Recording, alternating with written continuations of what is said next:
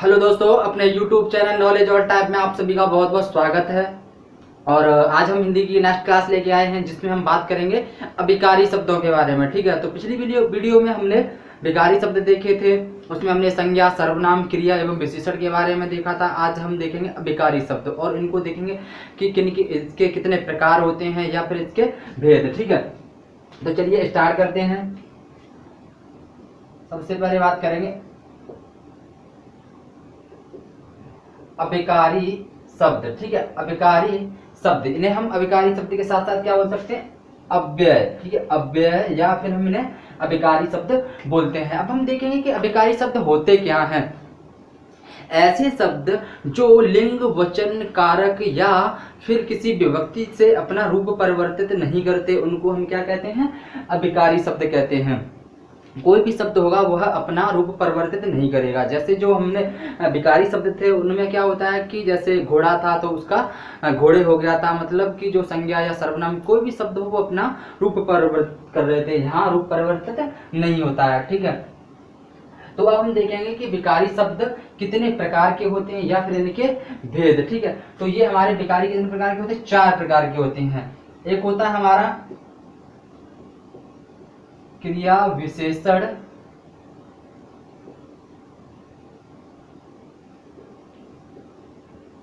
क्रिया विशेषण अव्यय होता है। ठीक है, दूसरा हमारा होता है संबंध बोधक अव्यय होता है।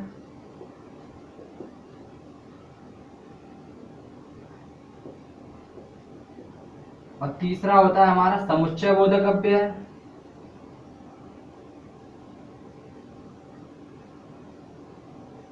समुच्चय बोधक अव्यय। ठीक है,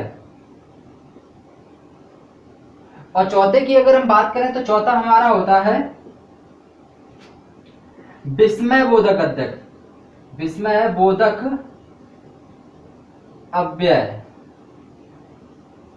ठीक है, तो ये हमारे 4 प्रकार के अव्यय थे। ठीक है, जिनको हमने चार प्रकार के अव्यय थे उनको हमने अलग अलग भागों में डिवाइड किया है। अब हम नंबर से देखेंगे कि क्रिया विशेषण अव्यय क्या होते हैं, संबंध बोधक अव्यय क्या होते हैं, समुच्चय बोधक अव्यय क्या होते हैं और फिर विस्मय बोधक अव्यय क्या होते हैं। ठीक है, तो चलिए स्टार्ट करते हैं।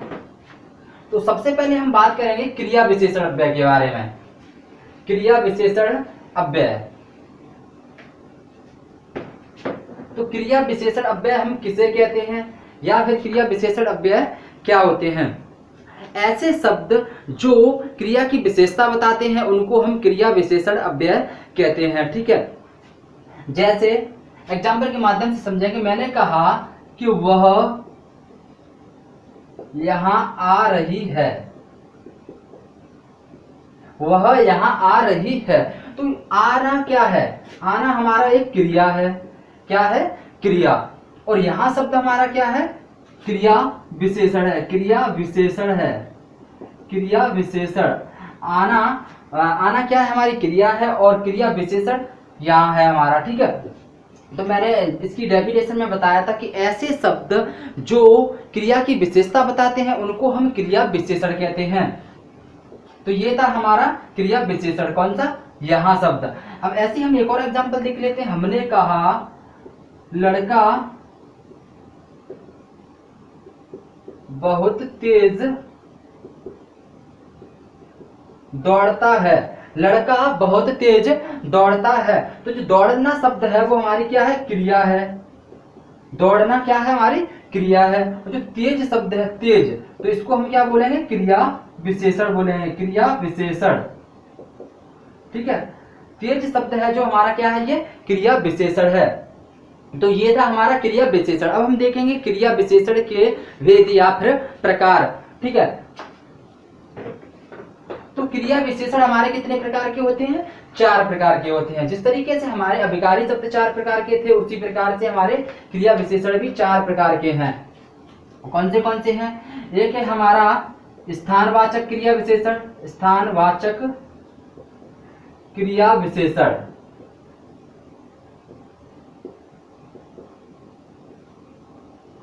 दूसरा है हमारा दिशावाचक क्रिया विशेषण। ठीक है। और तीसरा है हमारा परिणामवाचक क्रिया विशेषण।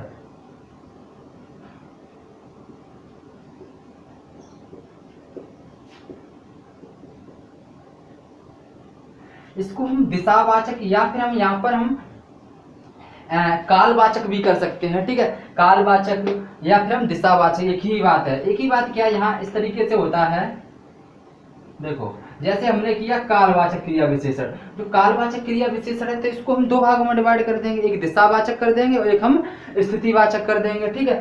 तो ये था हमारा एक, और चौथा था हमारा रीतिवाचक क्रिया विशेषण। रीतिवाचक क्रिया विशेषण,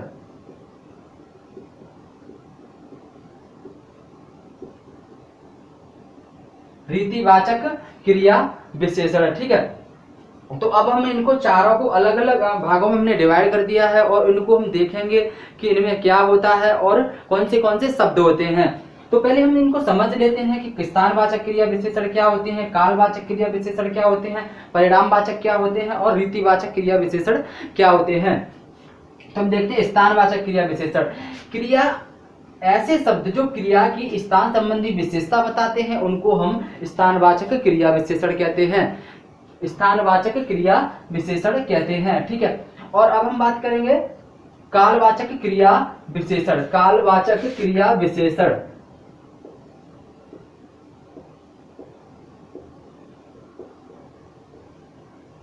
कालवाचक क्रिया विशेषण, ऐसे शब्द जो क्रिया की काल संबंधी विशेषता बताते हैं उनको हम कालवाचक क्रिया विशेषण कहते हैं।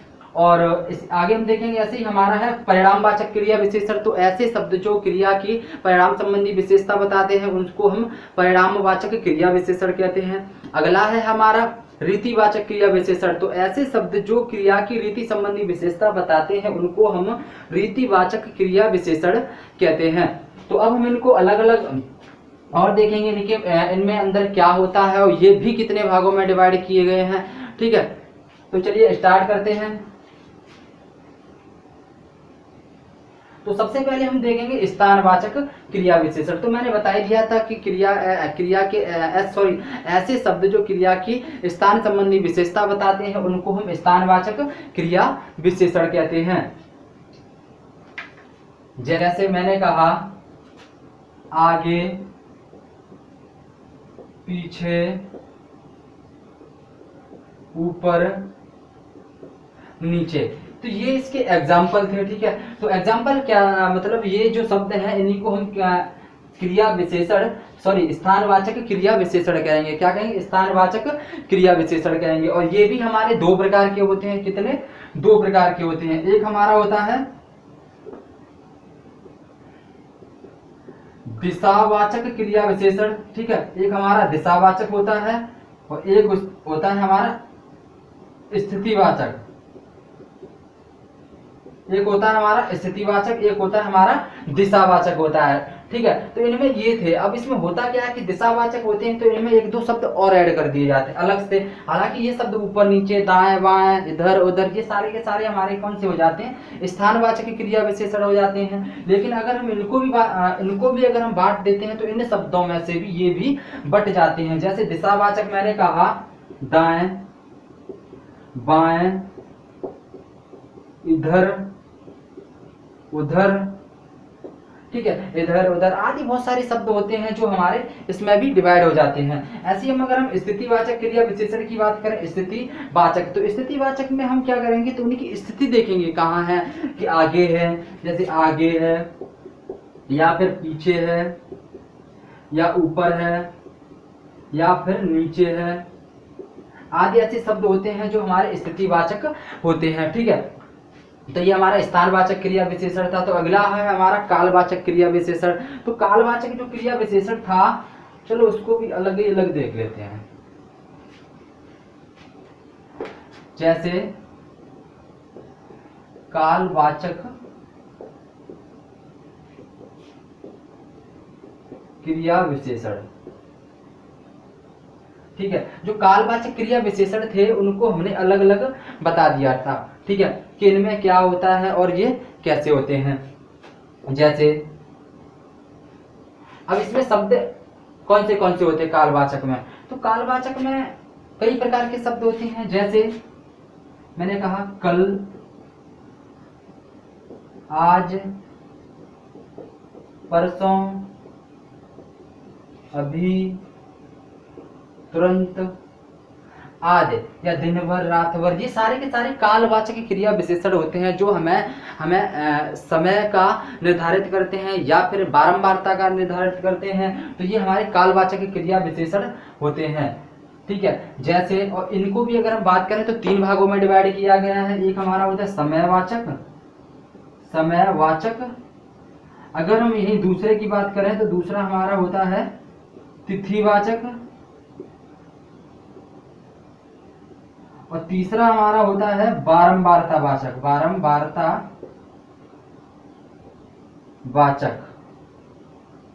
ठीक है, बारंबारतावाचक। अगर हम समयवाचक की अगर हम बात करें तो इसमें क्या होता है कि ऐसे शब्द आएंगे जो समय का बोध कराएं। जैसे हमने कहा कल, परसों, आज, ये सब क्या है, समय का ही तो बोध करा रहे हैं। जैसे मैंने कहा कल, परसों,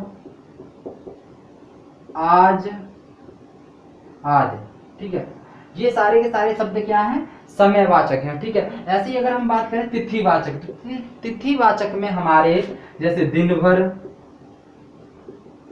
रात भर, जैसे दिन भर, रात भर, या लगातार, दोपहर से या शाम से, तो ऐसे शब्द होते हैं उनको हम तिथिवाचक कहते हैं जो लगातार दिए जाते हैं। जो मतलब एक पर्टिकुलर टाइम का समय का रूप निर्धारित करते हैं, ठीक है। अब ऐसी हम बात करेंगे बारंबारता की, तो बारंबारतावाचक में अगर हम बात करें तो इसमें क्या होता है, लगातार रिपीटेशन होता है। जैसे मैंने कहा लगातार, एक एक कर, एक एक कर, कई बार, एक एक कर, कई बार, तो ये सब थे जो हमारे, तो इनको हम बारंबारता वाचक क्रिया विशेषण कहते हैं, ठीक है। तो अगला था हमारा, अगला कौन सा था, परिणामवाचक क्रिया विशेषण, परिणामवाचक क्रिया विशेषण।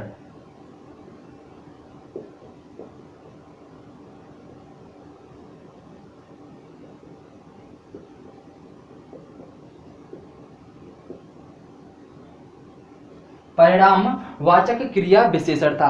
जो परिणामवाचक क्रिया विशेषण, इसमें क्या था, मैंने बताया था कि ऐसे शब्द जो क्रिया की परिणाम संबंधी विशेषता बताएं।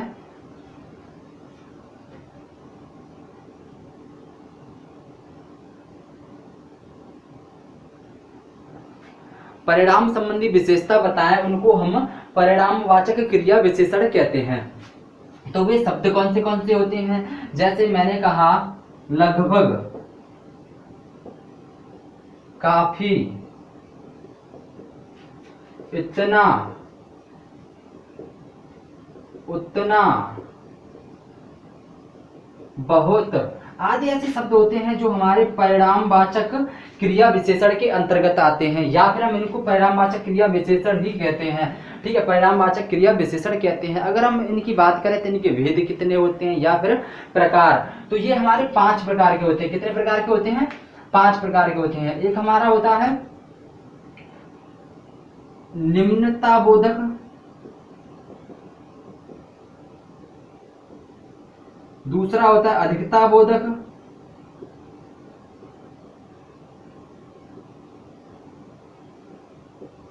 तीसरा होता है पर्याप्ति बोधक,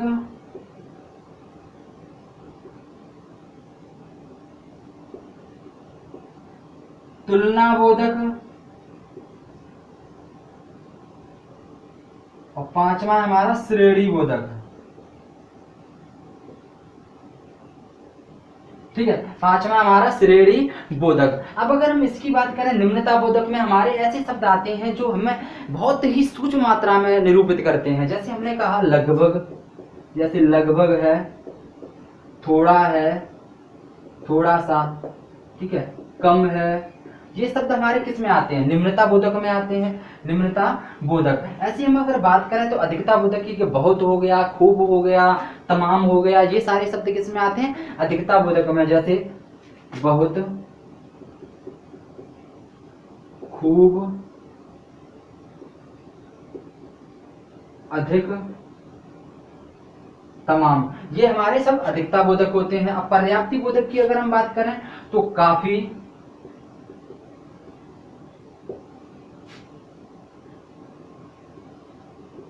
इतना, ठीक है, बस, आदि, ठीक है, काफी, इतना, बस, आदि, सॉरी, ऐसे शब्द होते हैं, ये हमारे पर्याप्ति बोधक में आते हैं, जिससे हमें कोई बात कहते हैं, जैसे बस इतना काफी है, या फिर बस इतना काफी है, ठीक है। और ऐसी हम बात करते हैं तुलना बोधक में, तो तुलना बोधक में हमारे जो इतना, उतना, जितना, इसमें तो ये आ जाती है, जैसे इतना, उतना, जितना, अपेक्षा, ठीक है, आदि शब्द आते हैं। ये हमारे शब्द कौन से होते हैं? तुलना बोधक होते हैं। ऐसे ही अगर हम श्रेणी बोधक की बात करें तो इसमें हमारे श्रेणी बोधक होते हैं, जैसे लगातार, एक एक कर,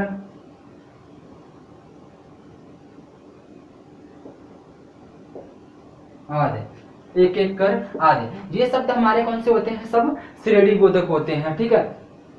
तो ये हमारे थे क्रिया विशेषण अव्यय का यह तीसरा भेद था, जो परिणामवाचक क्रिया विशेषण था। चौथा है हमारा रीतिवाचक क्रिया विशेषण। कौन सा है? रीतिवाचक क्रिया विशेषण।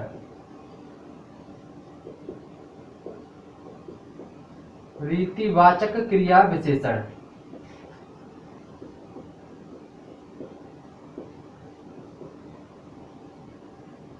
रीतिवाचक क्रिया विशेषण, ठीक है। तो इसमें मैंने बताया था कि ऐसे शब्द जो क्रिया की रीति संबंधी विशेषता बताते हैं उनको हम रीतिवाचक क्रिया विशेषण कहते हैं, ठीक है। क्या कहते हैं? रीतिवाचक क्रिया विशेषण कहते हैं। और अगर हम बात करें इनके प्रकार या भेद की, तो ये कितने प्रकार के होते हैं? ये 7 प्रकार के होते हैं। एक होता है हमारा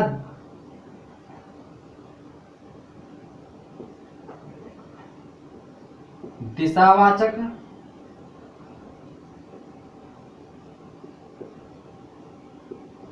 स्थानवाचक, स्वीकारवाचक,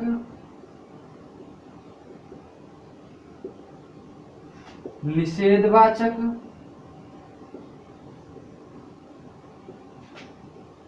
प्रश्नवाचक,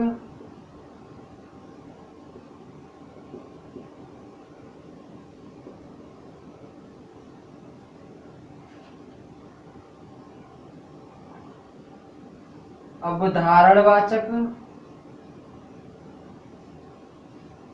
और चौथा है कारणवाचक, ठीक है। तो ये थे हमारे रीतिवाचक क्रिया विशेषण थे, रीतिवाचक क्रिया विशेषण, ठीक है। तो ये हमारे 7 प्रकार के थे। तो इनमें कौन से शब्द आते हैं? इनमें तो लगभग सारे शब्द आ जाते हैं, ठीक है। जैसे हमारा तुरंत है, परंतु है, क्यों, जब, तब, और संदेह, इत, उत, ये यथा, यथाशक्ति, ये सारे के सारे शब्द किसमें आते हैं? रीतिवाचक क्रिया विशेषण के अंतर्गत आते हैं। और वो सारे शब्द इन्हीं में ही इंक्लूड हो जाते हैं, मतलब इन्हीं में शामिल हो जाते हैं, ठीक है। तो अभिकारी शब्दों का हमने एक पार्ट देख लिया है, जो हमने बताया था क्या? क्रिया विशेषण अव्यय। इसके बाद जो हमारा आएगा संबंध बोधक अव्यय आएगा, फिर हमारा विस्मय बोधक अव्यय आएगा, एक समुच्चय बोधक अव्यय आएगा। तो गर्मी बहुत है, इस वजह से छोटे छोटे पार्टों में इसको हम खत्म कराएंगे। तो उम्मीद करता हूँ दोस्तों आपको ये अच्छा लगा होगा। मिलते हैं अगली वीडियो में देखने के लिए। थैंक्स।